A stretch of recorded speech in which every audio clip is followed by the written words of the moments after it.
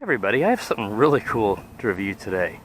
I've been having my eye on this for a while on various websites, and I was really excited to get a chance to review this. This is the WLTOYS Q353. Make sure I got that number right, because I get that so confused with there's so many different Q and number versions from WLTOYS. But this is a Q353 Triphibian, and by tri it means it can fly in the air, it can go across land, and it can also go across water. You just see there's a lake in front of me here. Hopefully, I don't know if that's showing up with the way I got the camera tilted, but I'm going to take this out and try it on the lake. Now, it's not supposed to be super fast on water, but it does scoot along pretty good on land, and it does fly really nice. I've not had it on water yet, but I've had it, I've flown it in the air, and I've scooted it across land. And it just has these little wheels with a little rubber piece here that is what it uses for grip, and they're not very good wheels, so you probably want to be kind of careful with that. And when you have this going on land, it does tend to almost want to get it airborne still, because there's still so much lift being created, so I would not give it full throttle. Now, the way it accomplishes this, these rear arms rotate. So right now it is in water or land mode.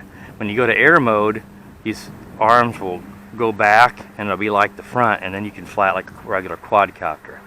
It's got LEDs under each of the arms. Like I said, it's just a really nice flyer too. The yaw increases with, I believe, with the rates.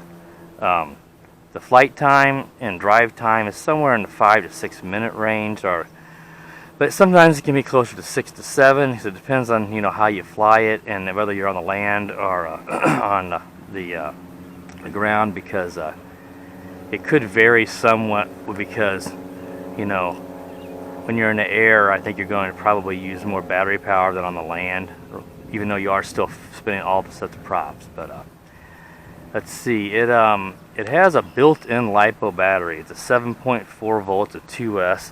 It is a 1200 milliamp battery, and so you can't replace that, or at least take it out easily. So that's sort of a negative, but the reason they did that is to try to make this all in one and sealed, rather than have to open a compartment and seal it. So I think they wanted to reduce the chances of it leaking.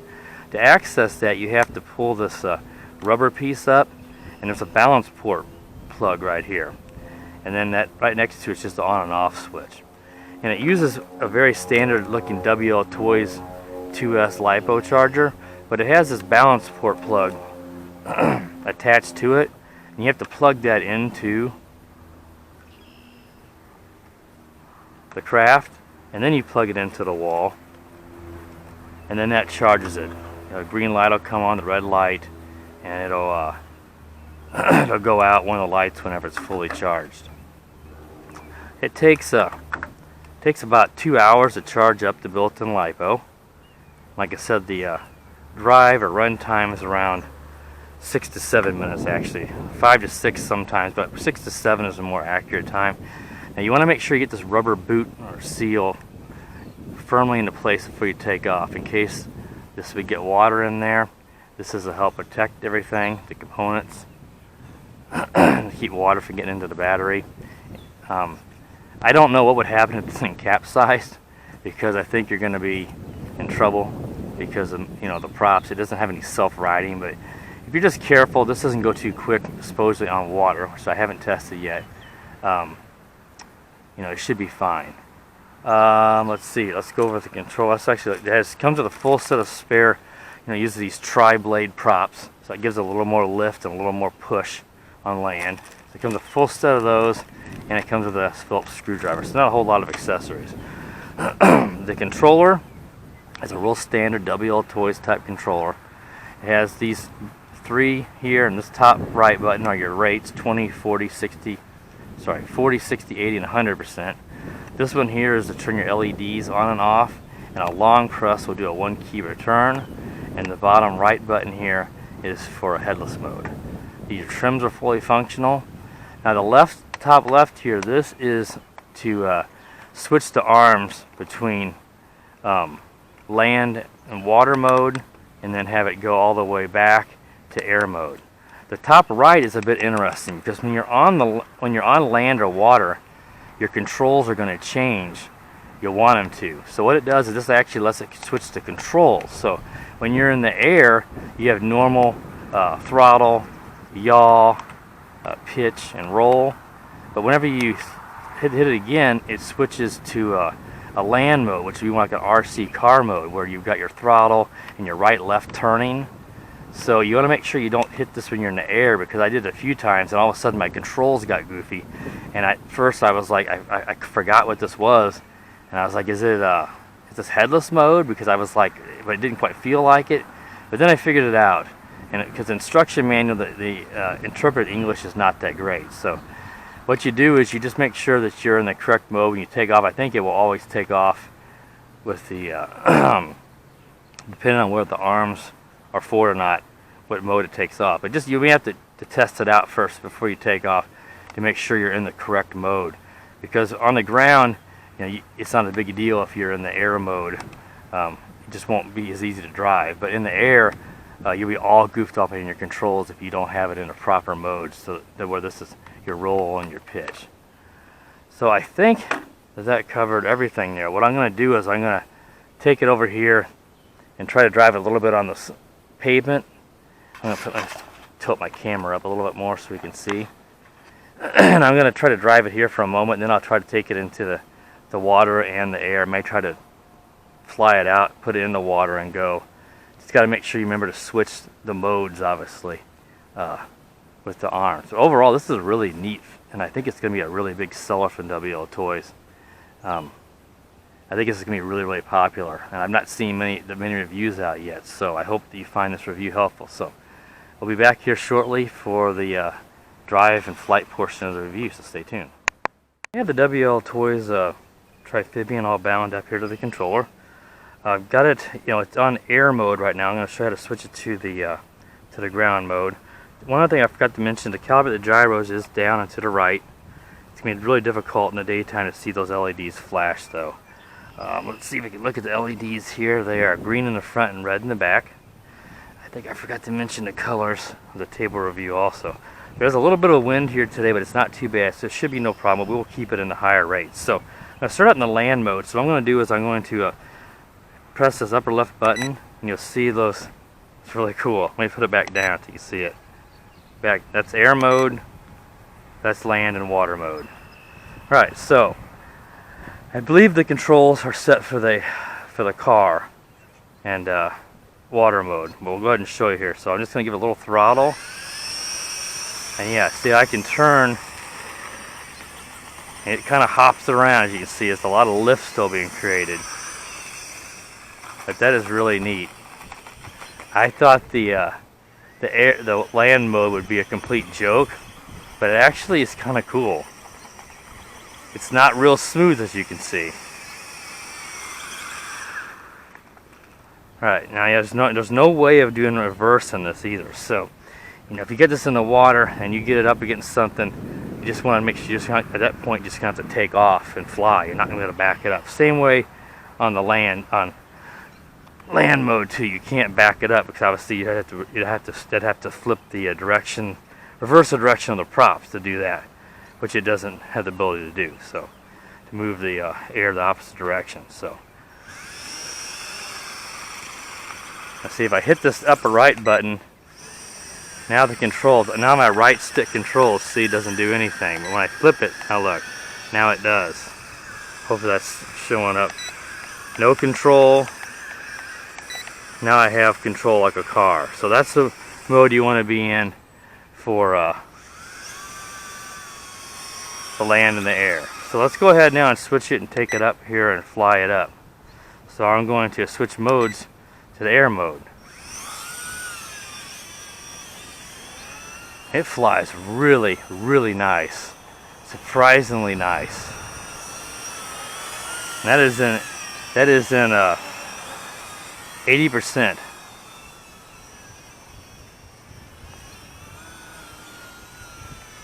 I'll put it down to 20%, and we'll bring it here closer. There's the yaw at 20. Actually, the yaw doesn't increase. I got confused with the other one. I thought this one it did, but the yaw is the same. That's at 100%, it's pretty sporty and 100%. So while we have some battery power here, let's fly this out onto the water and see how it does in the water.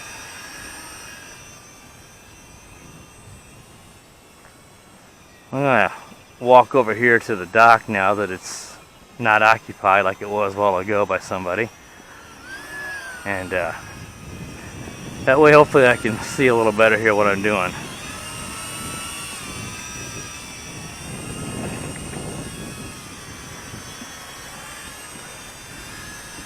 Alright, let's go ahead and set it down here in the water.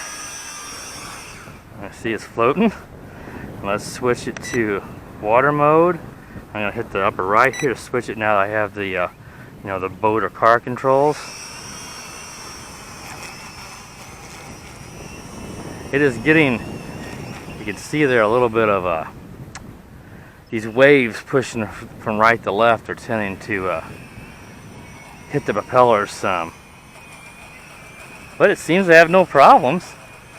You can hear the water just kind of, I don't have it at full throttle. There's full throttle.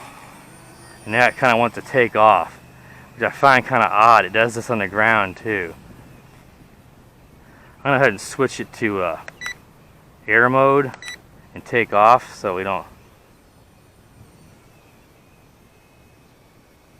I don't want to end up getting too far out of range here and losing it. So let's bring it back.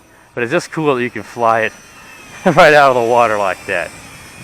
But it doesn't seem to be real great there with the waves. They're kind of choppy on it. So it, when you give it full throttle, just like on land, it still has enough lift that it tends to take off on you. So let's switch it to the water mode. Steer it here around. It's a little calmer here next to the dock. Hopefully it'll work better. There it goes. About half to 3/4 throttle is what you want. Above that, it's going to start to take off and get lift, and it's going to kind of fly more like a missile. It does turn okay.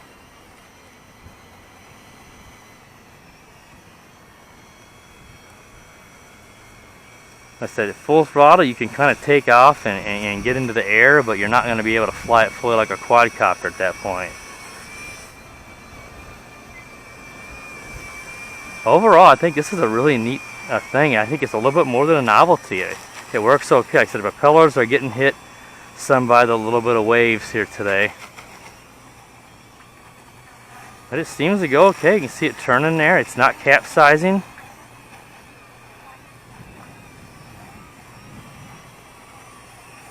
Let's go ahead and see how, if we can you switch modes while, yeah, you can. I also hit the other one to give me quadcopter controls, but that lets you can actually have it rotate the arms back and go ahead and then fly right out of the water. Just make sure that you switch your control button too to quadcopter controls, otherwise you're going to be all confused in the air.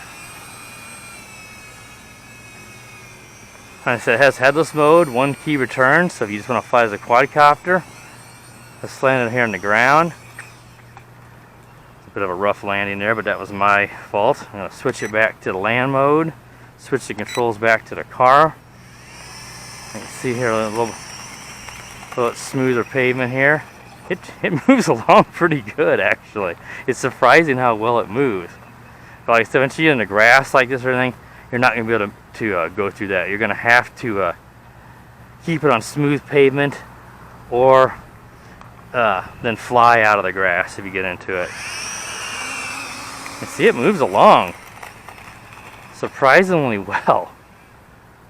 Like I said, now see, I'm caught against the parking block there, so the only way to get out of this point would be to switch to the air mode, and make sure you switch to your air mode controls. Let's see, yep, I didn't know if the propeller was hitting it too much or not.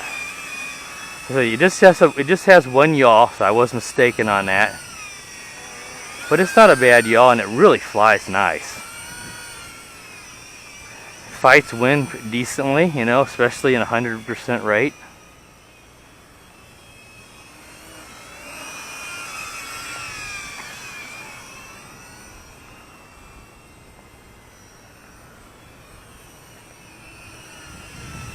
I would say, you know, if you're gonna put this on the water for very long, you know, I don't know what this is gonna do when it gets really, really low. It's probably just going to, you know, it's gonna be difficult to see those lights, LEDs flashing.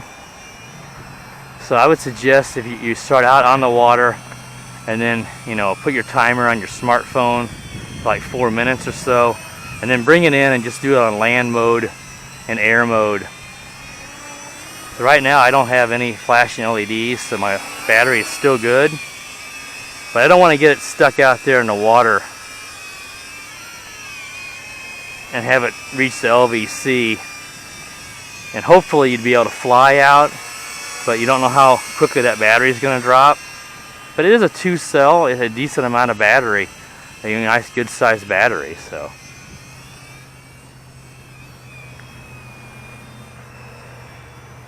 I think this is a little bit better on a really calm water. So the water here is not rough by any means, but you can see that the propellers were still getting into that water and chopping into it. But it did pretty good. I'm surprised at how well it moved along the water. But the water mode is the slowest mode because you got that resistance of the water pushing against it. And of course the propellers are bumping into it some, and still have good battery power. Maybe we can take it out here and just on the edge of the water. Oh, well, that was a rough landing, but that was my fault.